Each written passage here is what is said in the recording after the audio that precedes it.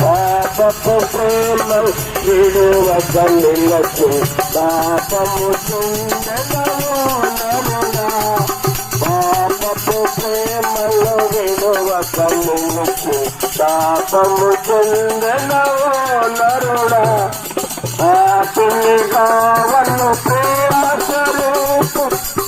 సరే తిరుగు నారాయణ ఉన్నాడు.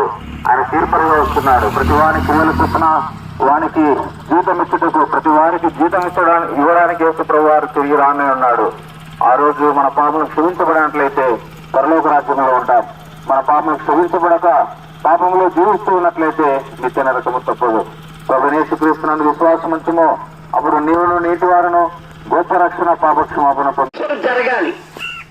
ఆప్తైన దేవుడు భూమి మీదకి శారీరకంగా శరీరాన్ని ధరించి మానవుడిగా పుట్టి దాసు రూపం దాల్చి తనకు తానుగా వచ్చి తన ప్రాణాన్ని త్యాగం చేసి తన రక్తం కాచి ఆ రక్తంలో మనిషికి క్షమాపణ కలుగుతుంది. ఆ రక్తంలోనే మనిషికి విడుదల.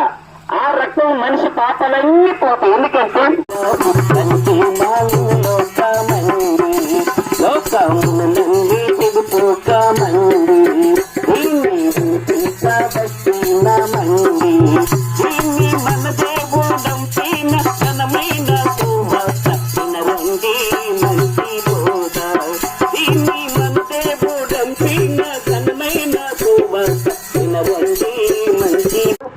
దేవుని మాటలు చెప్పడానికి వచ్చామండి. ప్రియ సహోదరి సహోదరులారా, ఆలకించండి.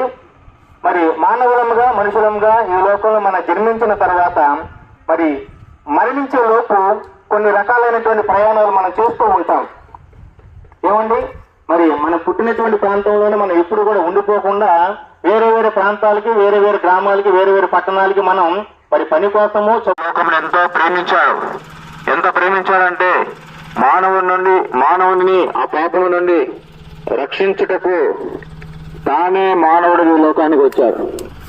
మానవుడు ఎప్పుడు కూడా తన యొక్క పాప ప్రాయశ్చిత్తం చేసుకోలేడు. ఎన్ని మంచి పనులు చేసినా, ఎంత మంచిగా జీవించే ప్రయత్నం చేసినప్పటికీ మానవుని యొక్క పాపమును బట్టి శిక్ష మానవుడు పొందాల్సిందే. అలాంటి స్థితిలో మానవుడు ఉండగా శాంతి సంతోష సమాధానములు సాదాయ దొరుకును.